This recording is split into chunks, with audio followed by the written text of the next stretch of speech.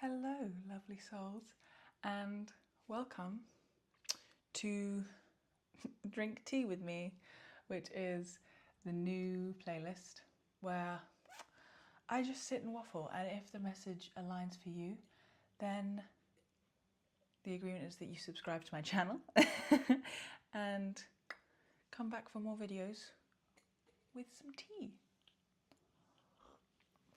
So what you might have seen from the title of this video, I am going to be talking about grief. And it's a very heavy word just in itself. It sits heavily in the chest.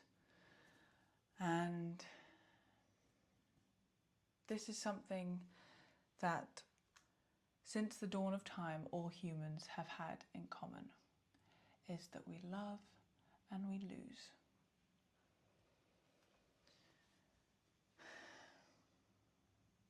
We love and we lose. Also, side note, the tea that I'm drinking today is a masala chai, and I love it because it's a little bit grey outside, so it's so nice to have a warming little hug in a mug. So back to the topic at hand, grief.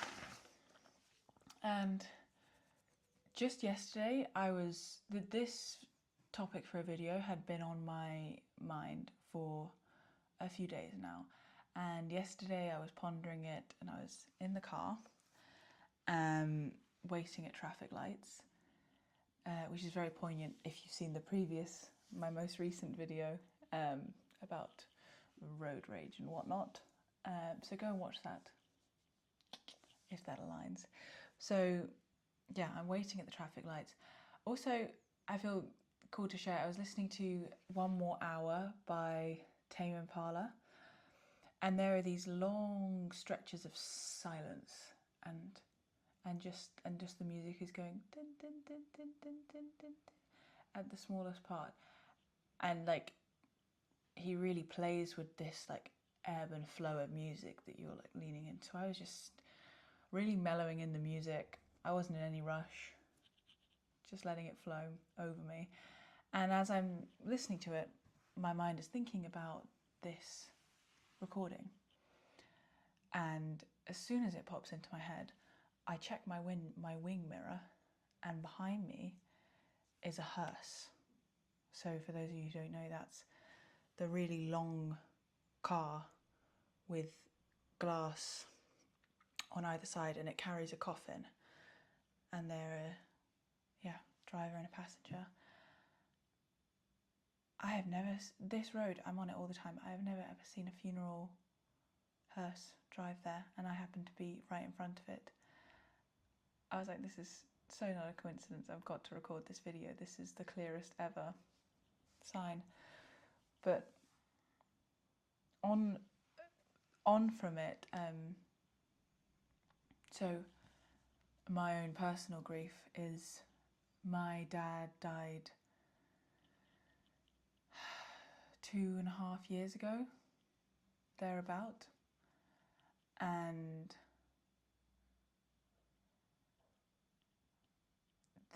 the bizarre part of this is that I didn't see many people with wicker coffins, and he was in a wicker coffin, and that was the coffin I could see from my wing mirror. Yeah, and my dog, so I was driving to walk him, he was very interested in the car behind me. He's a very curious boy. He'll stick his head out the window and look at people and things going past. He loves it. But he was so engaged with the car behind, and that's not typical for him. He likes to look out the window, but he was staring at the back, really wagging his tail aggressively, and the driver and the passenger were both like waving and smiling at him, and it was a very touching moment. And I just had this recognition that, oh, this is the epitome of life goes on, and not in a depressing move on, get over the grief. No, it's that these men are supposedly in a very somber profession, and it is a somber occasion to be parading someone who has passed on, moving them from one location to perhaps from the funeral to their burial or cremation site. But it's a very deep and somber time, and they were smiling and waving at my at my gorgeous Dalmatian, who was seemingly brightening their day just by looking at them excitedly. And that was it. I was like, well, this is the best ever metaphor for it ever, that we smile in the face of death, that there is laughter at funerals.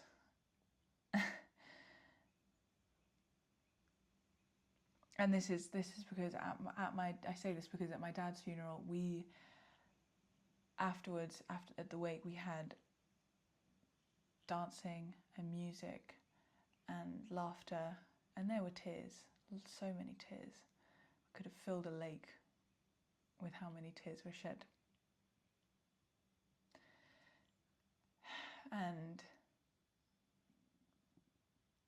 But the joy and the celebration of it was so magical.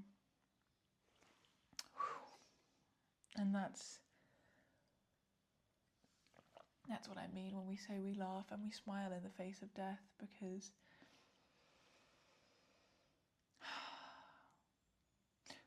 many of us have been programmed to see death as the end, unless you are someone who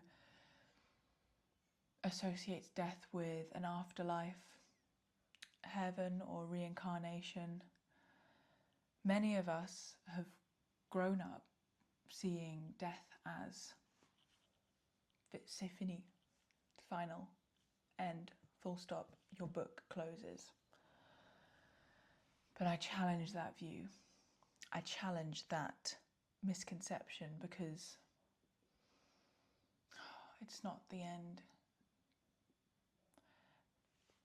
The man that my dad was does not live on physically, but he lives on spiritually. He lives on energetically. He lives on in memories, in memoriam.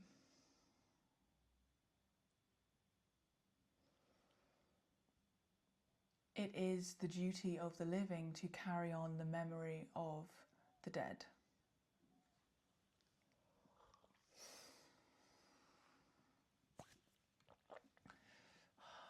Big lump in my throat. And that's a lot of grief. Grief is really stored in the throat and in the lungs. And grief is an emotion like any other, but it is just so intense. And it feels all-consuming. And the thing is that it comes in waves, like all emotions. And the only thing that you can do is don't run from it. If you run from it, it will get stronger, it will get scarier, it will get louder. Running from it, turning from it, hiding from it, distracting, numbing, it doesn't work.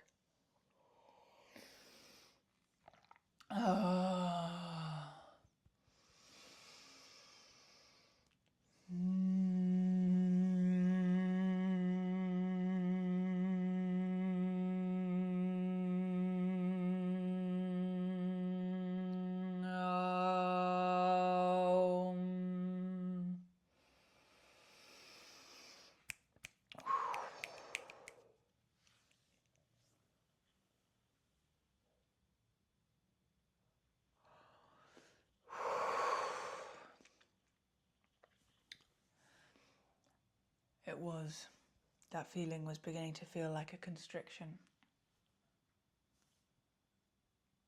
on my throat. And when that happens, you let it move through you. Humming, I find that such a wonderful yawning as well.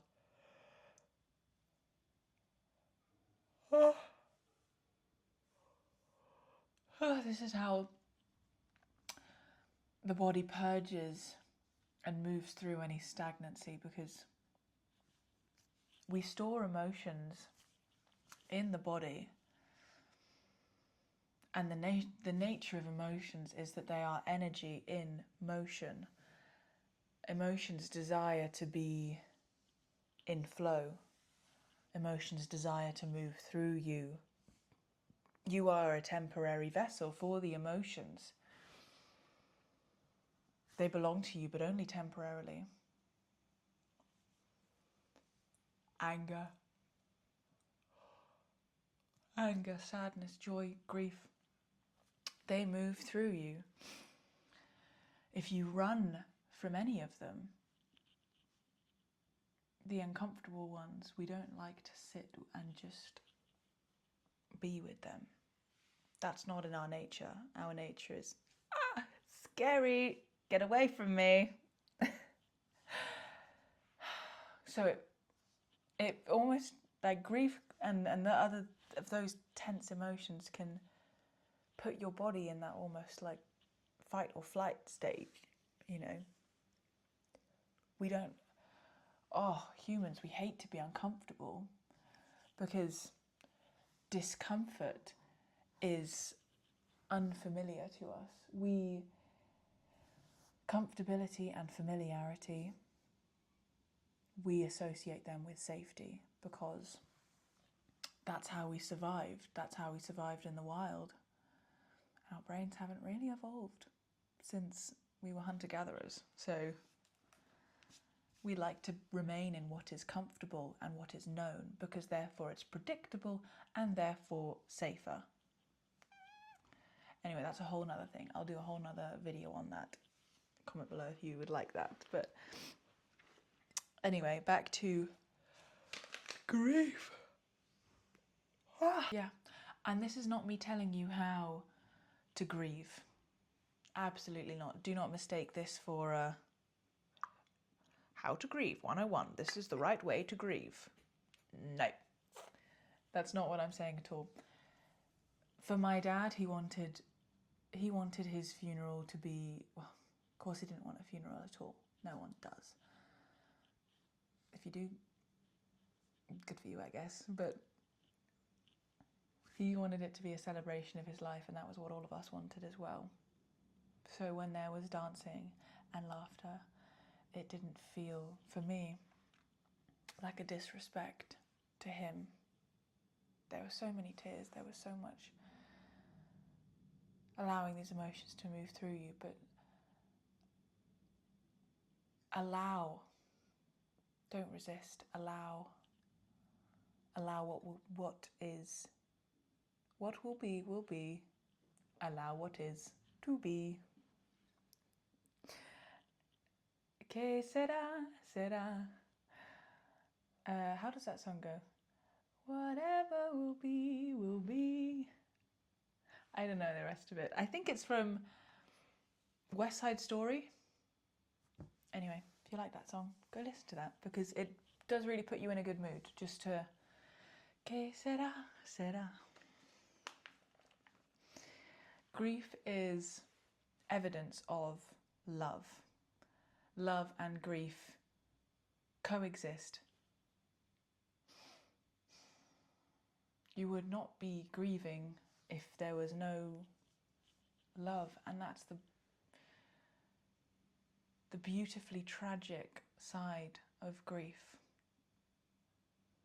It is what unites every single human on this earth, aside from the fact that we are humans. We love and we grieve. Just how life cannot exist without death. Life and death are in these endless cycles. For there to be new life, there needs to be death. It's a winter period. The leaves drop from the trees and they settle on the forest floor. They decay, and that organic matter is drawn back into the roots to sustain the trees throughout winter until spring comes. They grow new leaves, they grow new flowers. Spring can only happen because winter happens. You can't be in an endless cycle of summer and spring, summer and spring. That's not how it works. And whatever it is that you believe in, whether you believe that there is an afterlife or reincarnation, for me, I believe that we return to the Creator, we return to Source. The term God doesn't necessarily resonate with me because I associate it with, from being raised in like Catholic schools, I can't shake the notion of God as a he term, and I don't see God, Creator, as a masculine. They are both masculine and feminine, something entirely different, but also masculine and feminine at the same time. We'll get into that at another point, but that's what I believe. I believe that you are returned to that eternal spring, the pool that created everything, and that the water that you become, if you will, if you like that metaphor, will be recycled anew, just as the leaves drop from the trees and then that organic matter is recycled. So will you be. Just like how our bodies are merely borrowed carbon. That might feel like, oh, that's a bit weird, but all bodies, plants, birds, all animals are borrowed carbon, and we give that carbon back to the earth when we die, and then new life comes from that.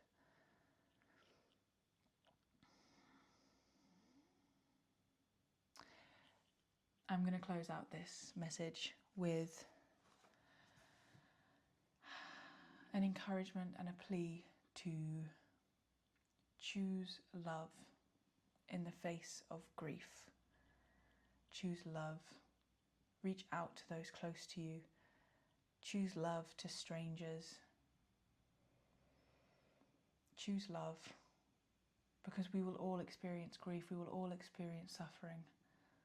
We will all experience love too, but you have a say in that. If there is someone in your life that you have been thinking about reaching out to, please reach out to them.